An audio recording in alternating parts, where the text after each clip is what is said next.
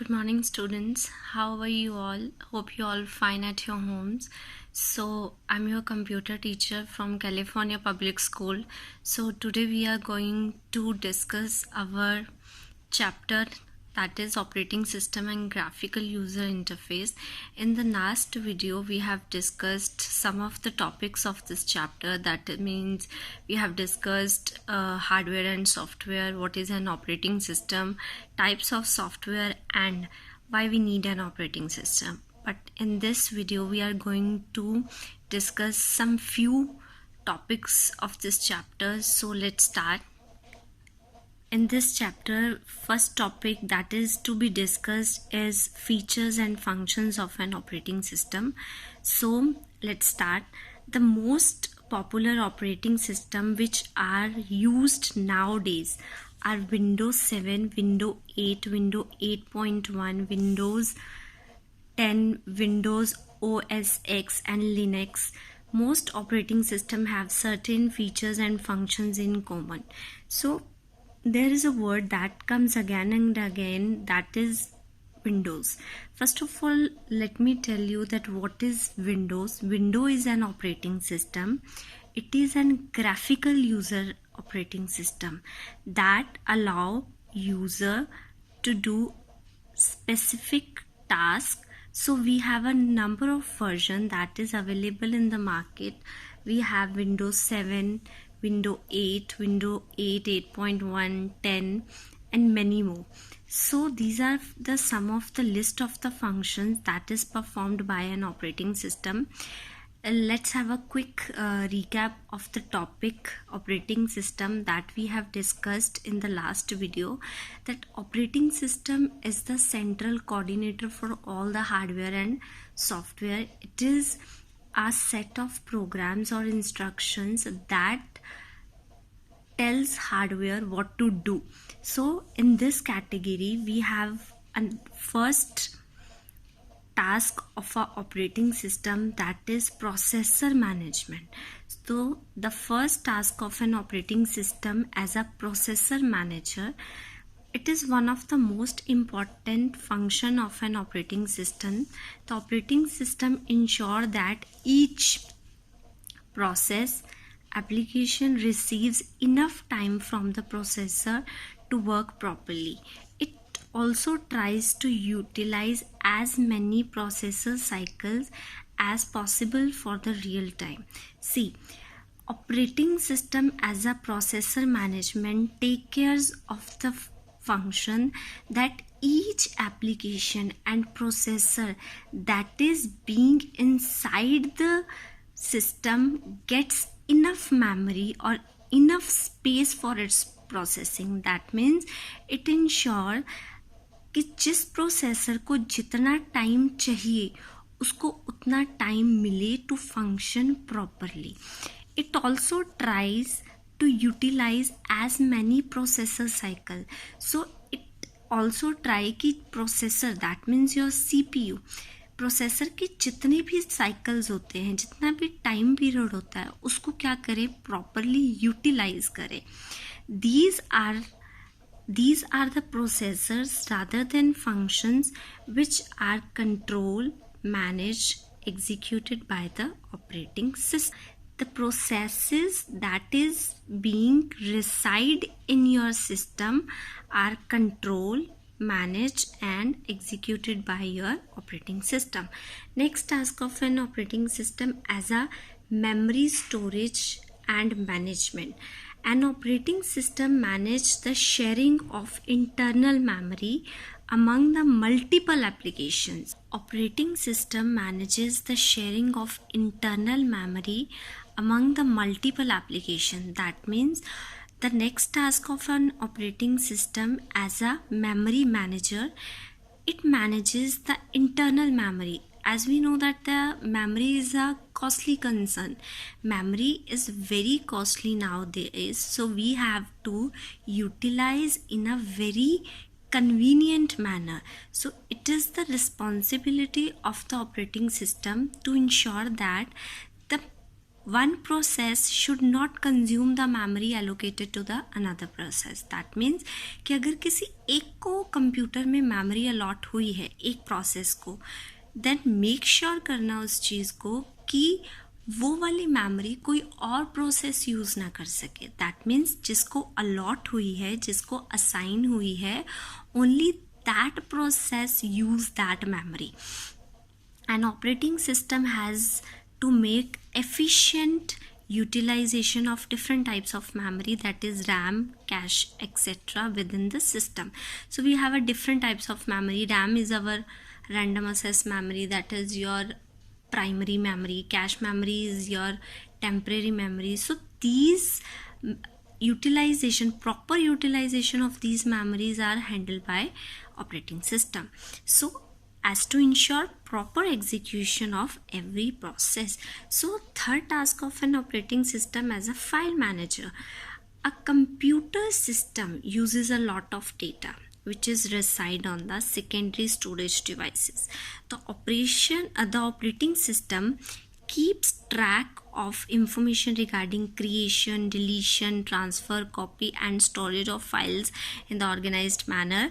It is also maintain the integrity of data stored in these files, including the files directory structure. So as we know that a computer uses a lot of data, and that data is residing in the secondary storage devices, that is in your hard disk, in your pen drive, in your CD. So it is a responsibility of an operating system to keep record that the creation of a file, deletion of a file, transfer, copy and storage of a file in a organized manner. इन सब चीज़ों को कौन handle करता है? Your operating system. It also maintain the integrity of the data stored in these files. So you in the system, operating system work is to ensure integrity. What is the meaning of integrity? Integrity means maintain the quality of data stored in these files, including the file directory structure. So the next task of an operating system is a device management. Device mean your input output devices. So how do you think the peripheral connected to the computer system work? What are the meaning of peripherals? Your input output devices. So an operating system plays a very important role in coordinating and controlling various input output devices. It receives requests from these devices, perform a specific task and communicates back to the resulting process. Request लेता है इन devices से, perform करता है एक specific task और वापस जहाँ से request आई है वहाँ पे उसको send कर देता है.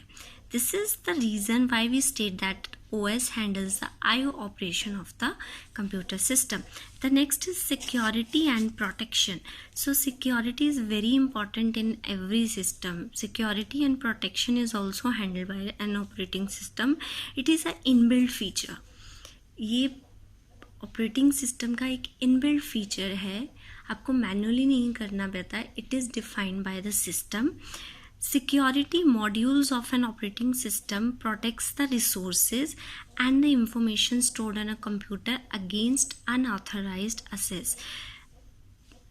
It takes care of, operating system take cares of the protection of the resources and information that is stored in a system against unauthorized access. Unauthorized access means a person or a computer without having a permission, then they are called unauthorized access.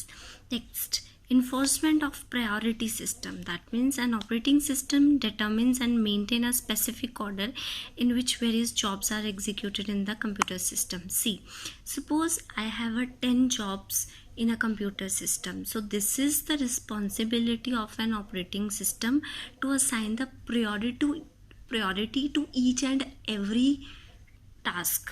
That means किस job को पहले run होना है और किसको second पे, किसको third पे, 4, 5 till 10, this is all decided by operating system. So that is called your priority system. Next, provision of user interface. We have two kind of interface in a system, CUI and GUI. So these interfaces provide an interaction between a user and a computer. Next is job control.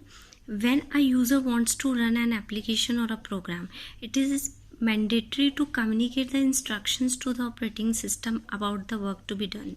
See, suppose you are going to do some task, so it is the responsibility of you that you have to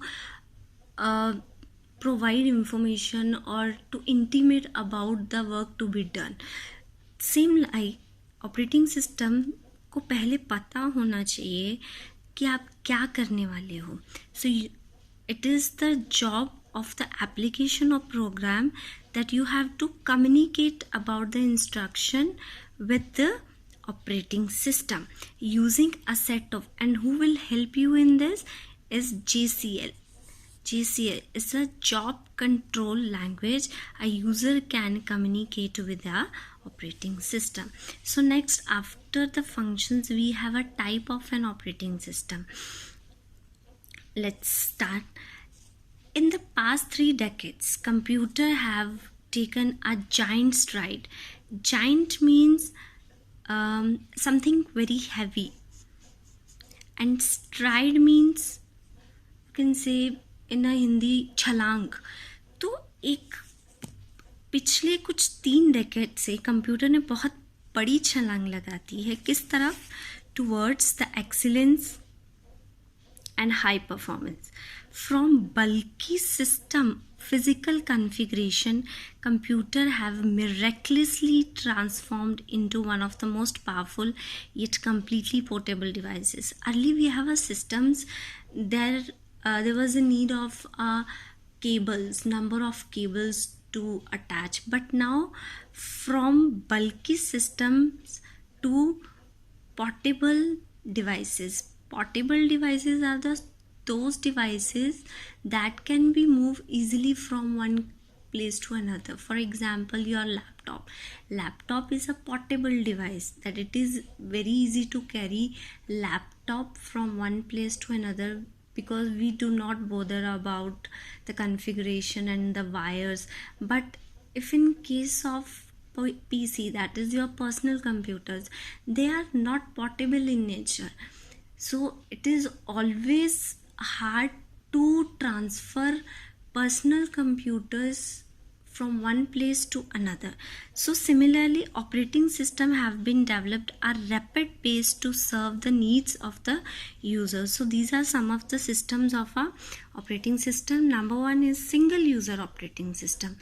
That operating system that allows only one person, only one user to work with a computer at a time. So let me underline this very important, that allow only one user to work with the computer at a time. So the most powerful operating system that were no longer in use because of their limited features, it's Microsoft DOS, Microsoft Windows 3.1, Microsoft Windows 95. So these are not available in the market now because of their limited features. After this, multi-user, as the name suggests, multi-user means more than one user use the same computer at the same time. So some of the operating system of this category are Windows 7, Windows 8, Windows Vista. So after this we have a multi-processor operating system. Then what is the meaning of processor? Is your CPU. That operating system which have more than one CPU, that is called your multi-processor system. They share the common physical memory. So there are two things to remember in this paragraph. So there are more than one processor in this operating system, and at the same time they have a common physical memory, only one memory. In this system, processors operate under a single operating system. Single operating system, it provides high computing power and speed that allow user to run and work in multiple application at the same time. So what is the advantage of having a multiprocessor operating system? Because it helps to run to work in a multiple application at the same time. क्या कर सकते हैं हम लोग? क्या advantage है कि हमारे पास मल्टी प्रोसेसर ऑपरेटिंग सिस्टम के होने का? Because we can work in a multiple application at the same time. Execution of several tasks by different processors at the same time increases the system performance. After that, we have a multitasking operating system. Multitasking, when you can perform that, you have a ability, that operating system has a ability to perform more than one task together at one time. आप एक time पे एक से ज़्यादा task कर सकते हो. Suppose आप लोग आप टाइपिंग कर रहे हो और साथ ही आपको सॉन्ग्स भी सुनने हैं. सो मल्टीटास्किंग हो गई. ठीक है, that is a multitasking operating system. So an operating system which is capable of being capable of doing multiple tasks or processes while using common processing resource, that is using only one CPU, is called a multitasking. So there is only one there is only one CPU, and with the help of that one CPU you can do multiple tasks. That is called your multitasking operating system. It switches from one program to another so quickly that it gives appearance of executing all programs at the same time. Switching बहुत easy है. You can jump quickly from one program to another program. So these are some of the windows that provide this multitasking. It's Windows XP, Unix, Linux, Windows 7, Windows 8, 8.1 and Windows 10. So this is all about today's period. So in the next period we will discuss multi-threading and real-time operating system and many more. Till then, take care. Bye.